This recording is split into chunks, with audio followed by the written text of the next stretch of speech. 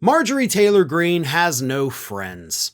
Now, at one point, of course, while she was serving as a lawmaker, she had lots of friends. She had Lauren Boebert, she had Matt Gaetz, she had Jim Jordan, she had Donald Trump hovering out there. She had all the conservative media that loved her and she loved them back. But today, she has none of that anymore.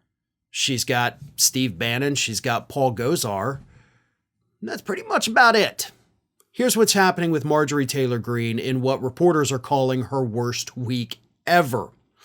See, it all started a couple weeks ago, right? When Marjorie Taylor Greene filed her motion to vacate against Republican Speaker Johnson. At the time, she didn't want the Ukraine aid package passed. She didn't want any foreign aid packages passed. And Republicans were like, well, we're going to do it anyway. So she filed the motion to vacate with Johnson.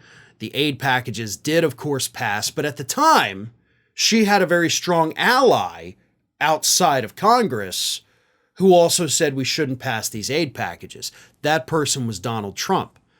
But then this past weekend, after the package had passed the House, Donald Trump came out and he said, yeah, let's do it. We should pass these things.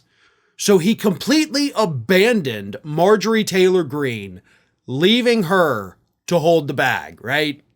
She's the one pushing to get rid of Johnson. She's causing all this chaos. She thought Trump had her back, but as soon as Trump realized Republicans weren't listening to him, he changed his tune to support the thing to make it look like Republicans were listening to him, and Greene's just left over there like, dude, what the hell? Like, I thought we were kind of a team on this.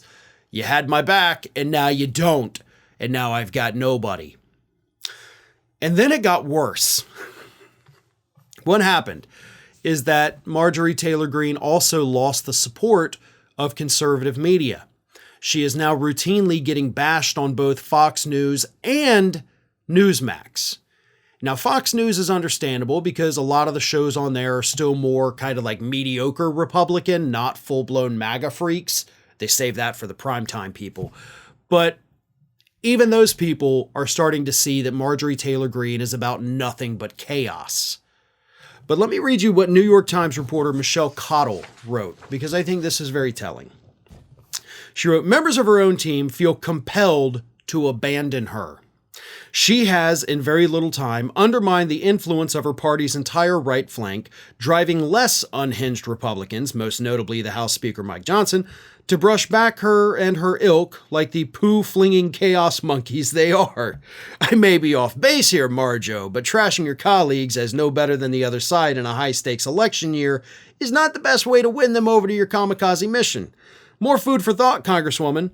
When Russian propagandists start praising your politics and beauty, it's time to rethink your life choices.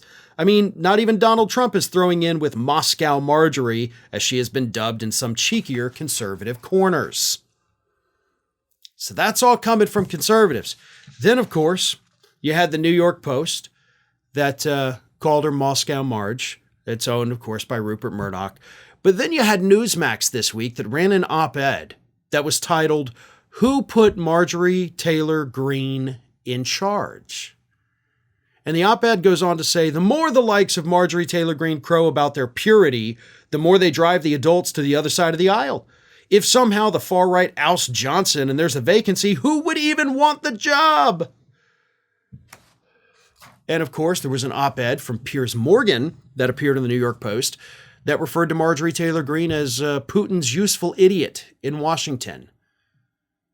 So all of these outlets that previously had been on her side, more than willing to have her come on their programs anytime she wanted, they're now calling her out.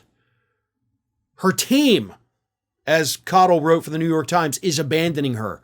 Donald Trump has abandoned her. Marjorie Taylor Greene is left with only a handful of freaks who nobody else in Congress can stand, people like Gosar, of course. And that's it. That's what she's got. She did this to herself, and she did it to herself because she's safe in her district for this year. And I say for this year because if the chaos she causes does indeed hurt Republicans in this election year, yes, she'll get 2 more years, but she'll be facing some pretty serious primary challengers who are going to be able to run on the fact that Marjorie Taylor Greene burned down the Republican Party and cost them their majority. So she has no worries in this year's election, right? It's a little too late for a dark horse primary candidate to take her out. But after this, she may be looking at her last 2 years in office, because when you're in DC and you have zero allies, it's pretty hard to keep your job.